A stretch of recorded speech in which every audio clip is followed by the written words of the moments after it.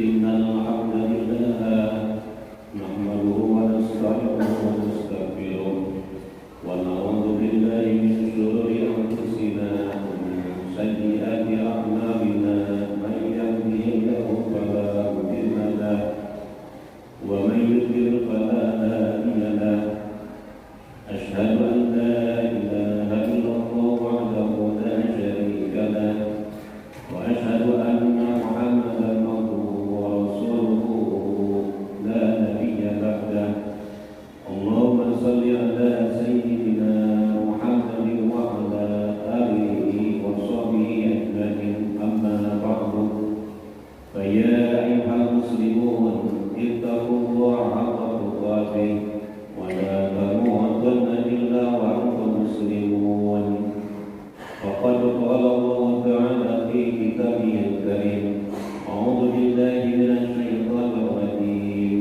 بسم الله الرحمن الرحيم وما خلقت الجن والإنس إلا ليعبدون.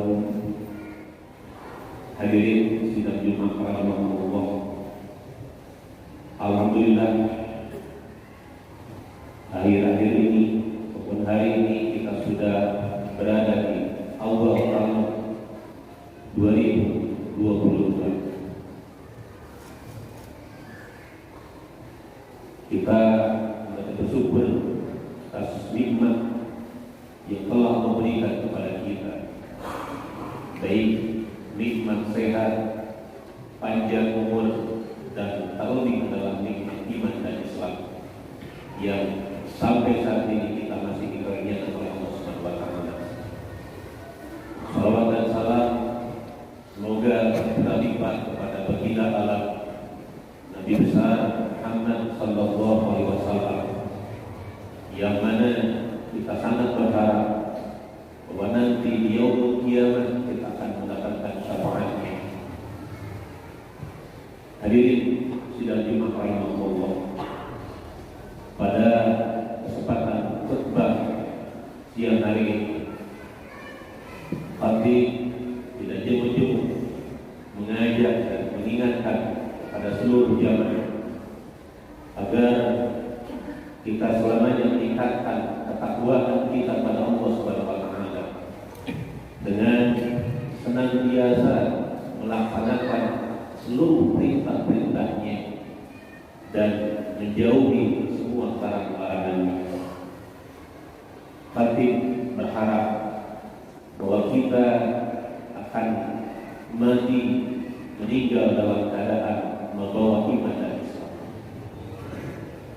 Hadirin sidang Jumat rahimahullah,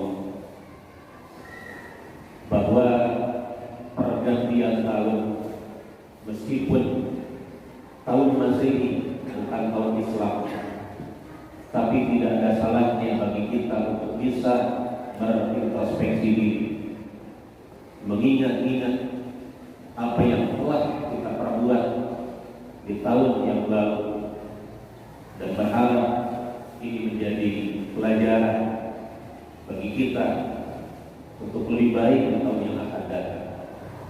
Ketika di tahun yang lalu ada hal-hal yang positif, kebaikan-kebaikan yang telah kita lakukan, kita berharap itu masih tetap kita pertahankan di tahun berikutnya.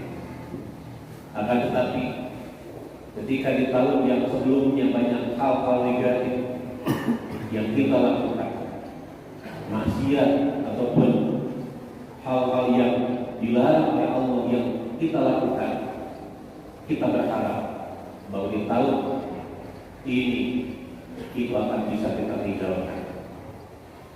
Allah Subhanahu wa taala berfirman, wa tanzur ya ayyuhalladzina amanu taqullaha wa tanzur nafsun ma qaddamat lighad. Wahai orang-orang yang beriman, hendaklah kita melihat apa yang telah kita perbuat di hari kemarin untuk menjadi perbaikan di hari berikutnya. Dalam ayat ini Allah berpesan bahwa kita selamanya harus bisa melihat ke belakang untuk menjadi perbaikan ke depan, melihat kebaikan di belakang hari agar tetap kita bisa pertahankan di hari berikutnya. Bahkan dalam kesempatan yang lain, Rasulullah SAW pernah berkata bahwa orang yang beruntung adalah orang yang hari ini lebih baik daripada hari kemarin. Orang yang beruntung adalah tahun ini lebih baik daripada tahun kemarin. Ketika kebaikan kita pada hari ini sama dengan hari kemarin, kebaikan kita di tahun ini tidak ada perubahan sama dengan tahun kemarin, maka kita tergolong orang yang rugi.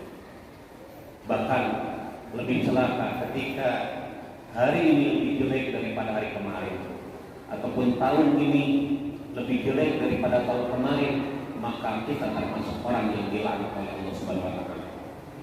Jadi pada dasarnya orang yang beruntung adalah orang yang terus menata diri, yang terus bertambah kebaikan-kebaikannya seiring bertambahnya umur, juga bertambah ilmu, bertambah amal kebaikan yang dilakukan.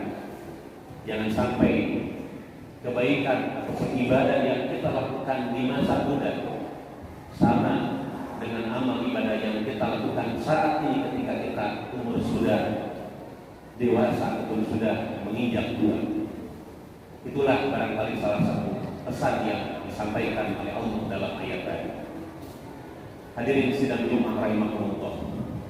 Lalu apa yang kita bisa lakukan di dalam menata diri kita, di dalam mengasah ataupun mengolah amal perbuatan yang kita lakukan?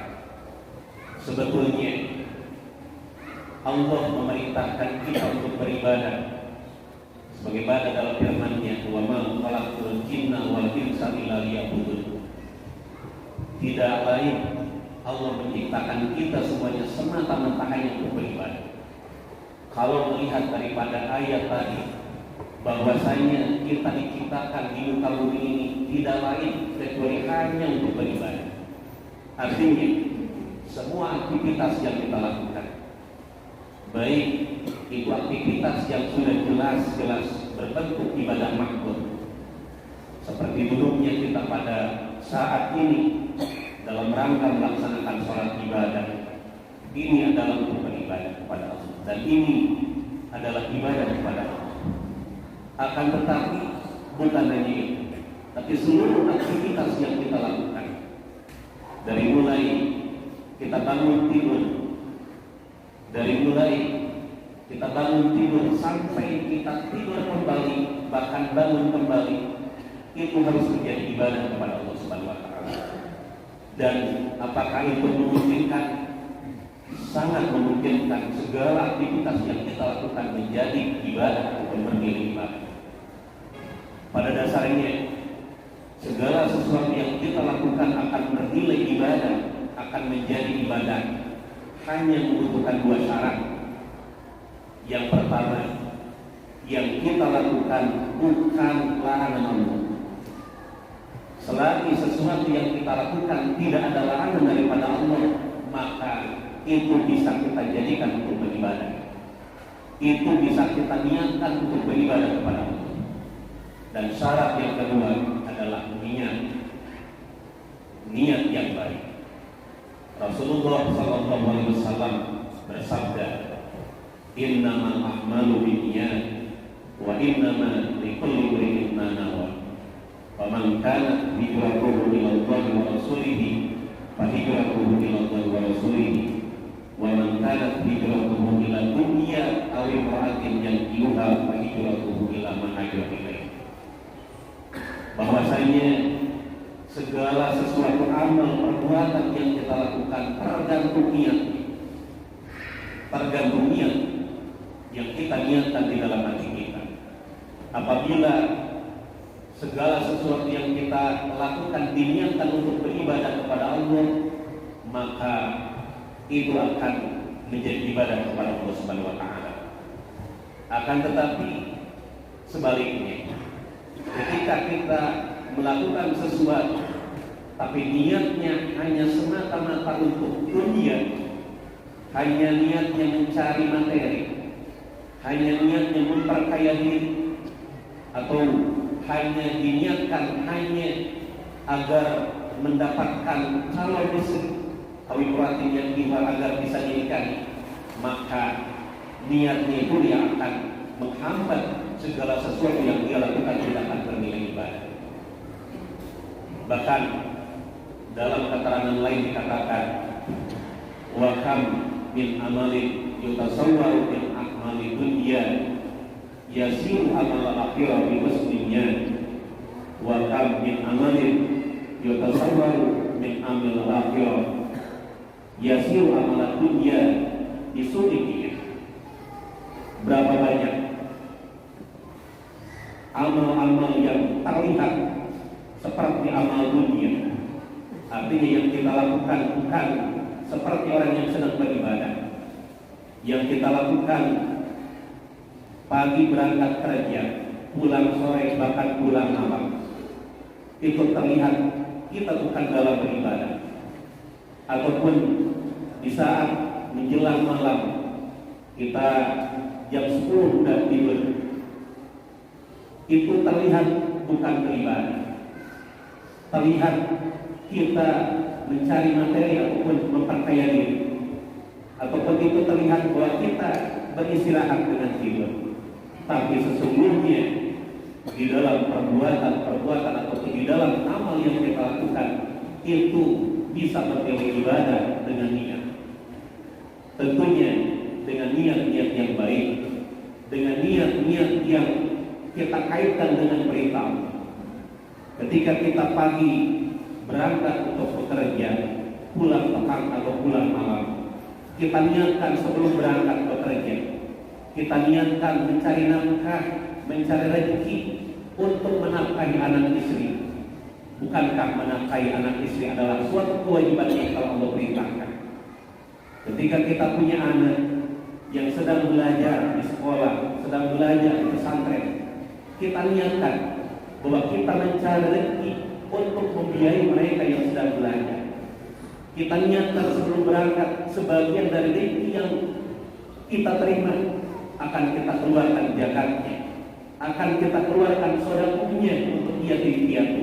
Maka yakin ketika kita pagi-pagi berangkat ke kantor, pagi-pagi kita berangkat ke sawah, pulang sore, maka di hadapan malaikat kita sudah dicatat dari mulai berangkat pagi pulang sore kita sedang beribadah kepada Allah Subhanahu wa taala.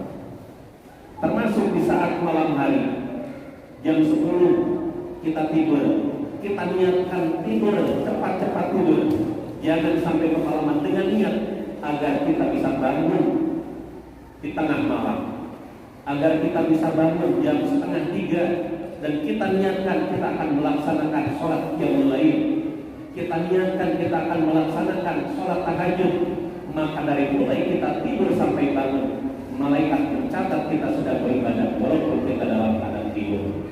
Itulah niat yang ada di dalam hati kita yang menentukan aktivitas kita bernilai ibadah untuk dia. Bisa kita contohkan ketika kita tidur di tengah malam, jam 8 kita tidur, tapi di saat kita tidur kita niat mau bangun tengah malam, jam 2 kita akan bangun, dan setelah bangun kita akan bermaksiat kepada Allah. Contoh, misalkan kita akan mencuri, maka Allah catat maksiatnya itu dari mulai dia tidur. Karena apa? Karena niat tidur itu dikaitkan dengan hal yang dilarang oleh Allah Subhanahu wa taala. Jadi sebaliknya, segala sesuatu aktivitas, amal perbuatan yang kita lakukan, ketika kita kaitkan dengan perintah Allah, dengan hal-hal yang Allah perintahkan, akan bisa bernilai ibadah.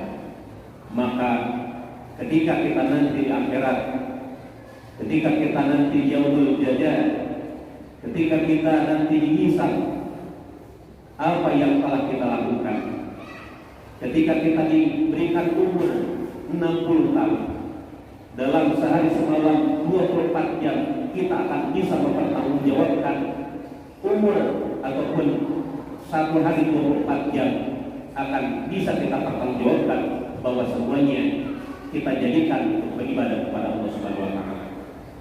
Karena yakin kalau kita menilai ibadah hanya dalam bentuk ibadah makhluk, dari bentuk sholat kita ataupun kita membaca Al-Quran, terus yang lainnya lagi kita membaca sholawat ataupun kita bersedekah, saya yakin dari 24 jam selama satu hari satu malam yang Allah berikan kepada kita, paling berapa jam ataupun berapa menit yang bisa bernilai ibadah. Tapi Allah memberikan kemudahan. Bahkan Allah memberikan kemudahan ibadah kepada kita tidak sama, sesuai porsi, sesuai profesi. Mungkin bagi seorang alim bernilai ibadah dengan kealimannya, dia bisa menyampaikan hukum-hukum Allah, dia bisa mengajarkan para santri ataupun para murid-muridnya tentang ilmu agama Allah. Tapi itu tidak berlaku bagi seorang pekerja, bagi seorang karyawan, ataupun bagi seorang petani.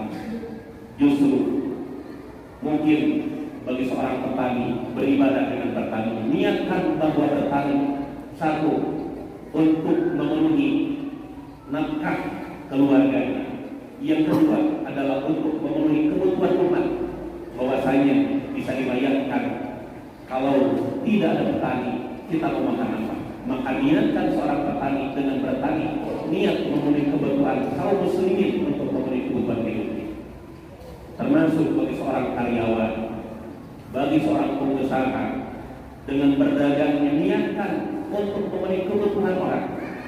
Kita niatkan, mungkin orang banyak kebutuhannya, mungkin dengan kita berdagang orang akan terpenuhi kebutuhannya.